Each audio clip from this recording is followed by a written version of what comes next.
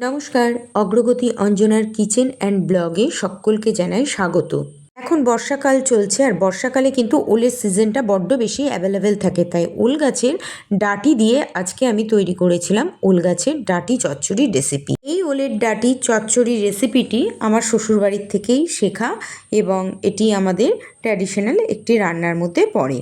তো চলুন দেখে নেওয়া যাক। প্রথমেই এই ডাঁটি চচ্চড়ি করতে আমি দুটো ওল গাছের ডাঁটি নিয়ে নিয়েছিলাম। এরপর এর সঙ্গে দেবার জন্য নিয়ে নিয়েছিলাম বেশ কিছুটা কাঁঠালের বীজ। কাঁঠালের বীজগুলোর খোসা ছাড়িয়ে নিয়েছিলাম। ওলের ডাঁটিগুলোরও খোসা ছাড়িয়ে আমি ডুমো ডুমো করে কেটে ভালো করে ধুয়ে নিয়েছিলাম। মশলার জন্য নিয়ে নিয়েছিলাম দুটো মাঝারি সাইজের পেঁয়াজ, হাফ ইঞ্চি আদা ও 5 থেকে 6 কোয়া রসুন। আর কেটে রাখা ওলের ডাঁটিগুলোকে আমি প্রেসার কুকারের মধ্যে দিয়ে সেদ্ধ করে নিয়েছিলাম। সেদ্ধ হয়ে যাবার পর আমি ঝুড়িতে ঢেলে জল ঝরিয়ে নিয়েছিলাম। ওলের ডাঁটিগুলোকে সেদ্ধ করে নেওয়ার পর একদম অল্প একটুখানি হয়ে গিয়েছিল, তাকে চিপে রসটা ফেলে আমি জল ঝরাতে দিয়েছিলাম। এবার গ্যাসের ওভেনে কড়াই বসিয়ে নিয়েছিলাম, তাতে সামান্য পরিমাণে সরিষার তেল দিয়ে দিয়েছিলাম। সরিষার তেল যখন গরম হয়ে গিয়েছিল সেই পর্যায়ে কুচিয়ে রাখা পেঁয়াজগুলোকে ওর ভেতরে দিয়ে দিয়েছিলাম। তারপর ওর মধ্যে আমি দিয়ে দিয়েছিলাম কেটে রাখা কাঁঠালের বীজগুলোকে। এরপর দিয়ে দিয়েছিলাম থেতো করে রাখা রসুন ও আদা বাটাটিকে। সব কিছু দিয়ে আধ ভাজা করে নেবার পর এরপর সেদ্ধ করে রাখা ও জল ঝরিয়ে নেওয়া ওলের ডাঁটিগুলোকে ওই কড়াইয়ের মধ্যে আমি দিয়ে দিয়েছিলাম। এরপর ওলের ডাঁটিগুলোকে দিয়ে খানিকক্ষণ নেড়ে ছেড়ে ভেজে নেবার পর এবার আমি এর মধ্যে দিয়ে দিয়েছিলাম হাফ টিস্পুন হলুদ গুঁড়ো, হাফ টিস্পুন লবণ ও হাফ টিস্পুন চিনি।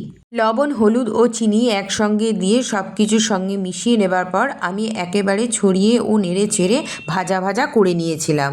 বেশ কিছুক্ষণ ধরে খুন্তি দিয়ে আমি নেড়ে চেড়ে এটাকে ভাজা ভাজা করে নিয়েছিলাম। এর ভেতরকার যে রস বা জল ছিল সেটাও কিন্তু শুকিয়ে এসেছিল। এই পর্যায়ে আমি দিয়ে দিয়েছিলাম 1 টিস্পুন ঝালের গুঁড়ো ও 1 টিস্পুন কাঁচা সর্ষের তেল। ওলের ডাঁটিটাকে নাড়তে নাড়তে একদম শুকিয়ে এসেছিল, সেই জন্য 1 টিস্পুন মতন আমি কাঁচা সর্ষের তেল এর ভেতরে ছড়িয়ে দিয়েছিলাম। এবার পুরোপুরি কষা হয়ে যাওয়ার পর এর মধ্যে আমি সামান্য পরিমাণে একটু জল দিয়ে দিয়েছিলাম। ওলের ডাঁটি চচ্চড়ির মধ্যে থাকা কাঁঠালের বীজগুলো এই জল দেওয়ার ফলে পুরো সেদ্ধ হয়ে গিয়েছিল। এর ওপরে একটি ঢাকাও দিয়ে দিয়েছিলাম। ঢাকা খুলে নেবার পর আমি আবার খুন্তি দিয়ে ভালো করে একটু নেড়ে চেড়ে মিশিয়ে নেবার পর আবার আমি ঢাকাটা দিয়ে দিয়েছিলাম, কারণ এর মধ্যে বেশ খানিকটা জল ছিল এখনও।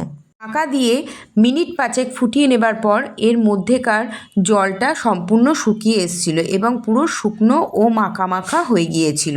এই পর্যায়ে আমি আবারও খুন্তি দিয়ে নেড়ে ছেড়ে বেশ খানিকক্ষণ ধরে একটু ভেজে নিয়েছিলাম। ভেজে নেওয়ার পর যখন একদম শুকিয়ে এসেছিলো এই পর্যায়ে আমি গ্যাসের ওভেন নিভিয়ে দিয়ে গ্যাস থেকে কড়াইটিকে নামিয়ে নিয়েছিলাম। তো তৈরি হয়ে গেল আমার ওলের ডাঁটার চচ্চড়ি রেসিপি। তো আপনারাও বাড়িতে এইভাবে ওলের ডাঁটার চচ্চড়ি রেসিপিটি তৈরি করে কিন্তু খেয়ে দেখতে পারেন। এই ওলের ডাঁটা চচ্চড়ি রেসিপিটি আপনাদের কেমন লাগলো অবশ্যই কিন্তু আমার কমেন্টে জানাবেন, আর ভালো লাগলে লাইক, কমেন্ট, শেয়ার করে দেবেন।